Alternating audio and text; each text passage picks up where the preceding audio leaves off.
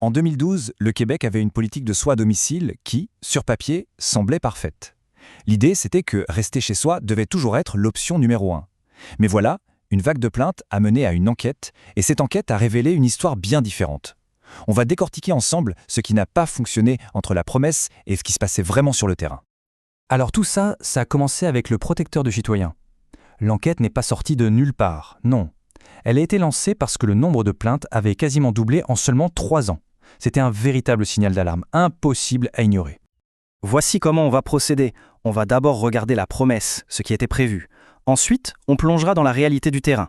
Puis, on analysera l'effet domino de tous ces problèmes avant de finir sur les solutions proposées pour changer les choses. On commence donc avec la promesse. Et il faut le dire, sur le papier, la vision du Québec en 2003 pour les soins à domicile, elle était vraiment noble et pleine de bonnes intentions. La philosophie était à la fois simple et forte, comme on le voit bien dans cette citation. L'idée, c'était de permettre aux gens de rester chez eux le plus longtemps possible, de respecter leur choix. C'est un objectif avec lequel, honnêtement, la plupart d'entre nous serions d'accord. Pour que cette vision devienne réalité, la politique s'appuyait sur 3 piliers essentiels. D'abord, des services personnalisés. Ensuite, l'aide de la famille ne devait jamais être considérée comme acquise ou obligatoire. Et surtout, l'accès aux soins devait être juste et équitable pour tout le monde, peu importe où on habite au Québec. Gardons bien ces 3 promesses en tête. Et ce n'était pas que des mots en l'air. La politique prévoyait un financement qui se voulait généreux. Le soutien à domicile pour une seule personne pouvait aller jusqu'à 42 000 $ par an. Pour mettre ça en perspective, c'est l'équivalent du coût d'une place en CHSLD. Ça aurait pu représenter 50, voire 60 heures de service par semaine. C'était une aide vraiment considérable. Bon, maintenant passons à la deuxième partie, la réalité sur le terrain. Et c'est là que l'enquête a mis en lumière un fossé. Un fossé assez troublant entre ce qui était écrit et ce que les gens vivaient au quotidien. Premier gros constat, et c'est un choc. Les autorités de santé locales se sont mises à inventer leurs propres règles. Des critères qui ne figuraient nulle part dans la politique officielle, mais qui, en pratique, servaient surtout à refuser l'accès aux services à de plus en plus de gens. Et là, on tombe sur une contradiction flagrante. La politique disait noir sur blanc que l'aide de la famille, c'est volontaire. Mais sur le terrain, qu'est-ce qui se passait ? La simple présence d'un conjoint ou d'un enfant devenait une excuse pour couper dans les services, ou même les refuser. Ça mettait un poids énorme et non choisi sur les épaules des proches. Cet exemple illustre parfaitement l'impact très humain de ces règles sorties de nulle part.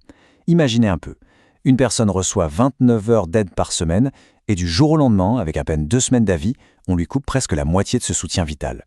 C'est arrivé simplement parce que les règles locales avaient changé. L'autre problème majeur, c'était le manque total d'uniformité. En gros, les services qu'on pouvait recevoir dépendaient de notre code postal, pas de nos besoins réels. La promesse d'équité, elle, était bien loin. Ce cas est très parlant. Une personne déménage et hop, elle perd 4 heures de service par semaine. Pas parce que son état s'est amélioré, non. Juste parce que le CLSC de son nouveau quartier avait une politique de plafonnement différente. Pour les mêmes besoins, les services n'étaient plus les mêmes. On arrive à la 3e partie, l'effet domino. Parce qu'évidemment, un tel décalage, ça a eu des conséquences. Des conséquences humaines, bien sûr, mais aussi des conséquences pour tout le système de santé. Le rapport a identifié 3 conséquences majeures. D'abord, les proches aidants, forcés de combler les manques, s'épuisaient.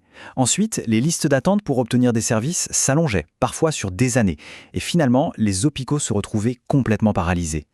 Cet exemple est poignant et montre bien l'impact sur le système. Cette femme était prête médicalement à rentrer chez elle. Mais comme elle avait besoin de 35 heures d'aide et que le CLSC n'en offrait que 5, elle a dû rester à l'hôpital.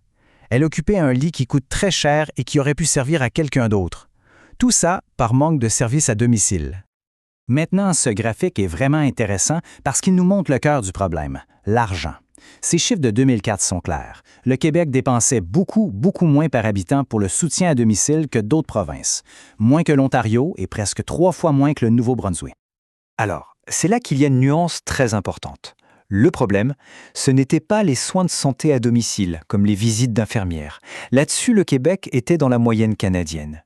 Le vrai déficit, il était dans les services de soutien, l'aide pour le ménage, pour la préparation des repas, l'assistance personnelle, bref, tout ce qui permet aux gens de rester autonomes au quotidien. On passe à la dernière partie et heureusement, on va parler solutions.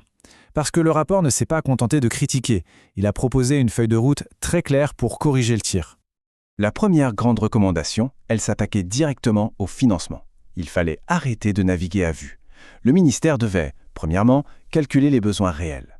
Deuxièmement, planifier un budget pour y répondre. Et troisièmement, être transparent sur la façon dont cet argent est dépensé. La deuxième recommandation, elle, visait le problème de l'inégalité. Fini les règles qui changent d'un quartier à l'autre. Le protecteur du citoyen a exigé des directives claires, les mêmes pour tout le Québec, pour garantir que chaque personne reçoive les mêmes services pour les mêmes besoins, peu importe où elle habite. Au final, cette enquête nous laisse avec une question fondamentale. Quand l'idéal d'une politique pleine de bonnes intentions se confronte aux dures réalités budgétaires, qui finit par payer la note? Eh bien, ce sont les personnes les plus vulnérables et leurs familles, prises en étau dans un système qui n'a pas réussi à tenir toutes ses promesses.